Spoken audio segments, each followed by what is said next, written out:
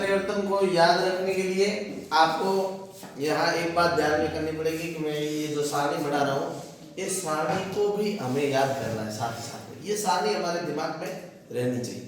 तो अगर ये सारणी दिमाग में रहेगी तो हमारा वाच्य परिवर्तन है जो 2 नंबर का आएगा ये गलत नहीं होगा। ठीक है, कोशिश कीजिएगा। इसके लिए आपको क्या जरूरी है, एक तो क्या है कि प्रत्येक वाक्य की प्रथमा विभक्ति और दूसरा तृतीय विभक्ति शब्द।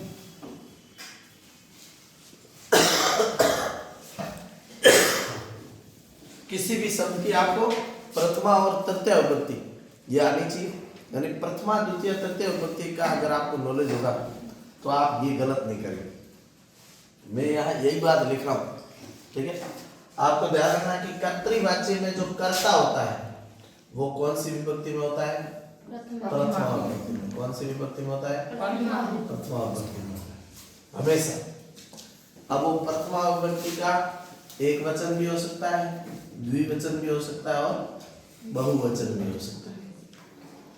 ठीक है, तो प्रथमा विभक्ति का एक वचन, द्विवचन या बहुवचन। आप लिखने में नहीं, एक बार समझने में ध्यान दीजिए। लिखो आप बाद में भी सकते हैं, मैं यहाँ स्टॉप कर दूँ। ठीक है, इसलिए समझिए। कर्तृवाच्य में जो कर्म है ये हमेशा कौन सी विभक्ति में होता है? द्वितीय विभक्ति में। कौन सी विभक्ति में होता है? द्वितीय। अब वो द्वितीय विभक्ति का एक वचन भी हो सकता है, द्विवचन भी हो सकता है और बहुवचन भी हो सकता है। मैं अलग अलग उदाहरण के माध्यम से आपको बताऊंगा। ठीक है, और कर्तृवाच्य में जो क्रिया है वो कैसी होती है? तो क्रिया एक तो परस्मैपदी पद की होती है और क्रिया किसके अनुसार होती है? कर्ता के अनुसार। किसके अनुसार? कर्ता के अनुसार। और कैसी होती है? क्रिया जो है वो कर्ता के अनुसार होती है। ठीक है, अब यही बात जब हम कर्मवाच्य में लिखेंगे तो कर्मवाच्य में जो कर्म है वो हमेशा कर्मवाच्य में जो कर्ता है वो कौन सी विभक्ति में होता है? तृतीय विभक्ति में। किसमें होता है? तृतीय विभक्ति का वो एक वचन भी हो सकता है, द्विवचन भी हो सकता है और बहुवचन भी हो सकता है। ठीक है, ये तो मैं जानबूझ के लिख रहा हूँ। अमूमन आपको यही होता है कि भाई कर्ता तृतीय विभक्ति में होता है। ठीक है, और कर्मवाच्य में जो कर्म है वो हमेशा किस में चला जाता है? कौन सी विभक्ति में चला जाता है? प्रथमा विभक्ति में। जब कर्तृवाच्य में है कर्म जो है वो द्वितीय में है तो आपको कर्मवाच्य में कर्म को प्रथमा विभक्ति में ले जाना पड़ेगा और कर्म में जो वचन होगा वही क्रिया में भी आएगा।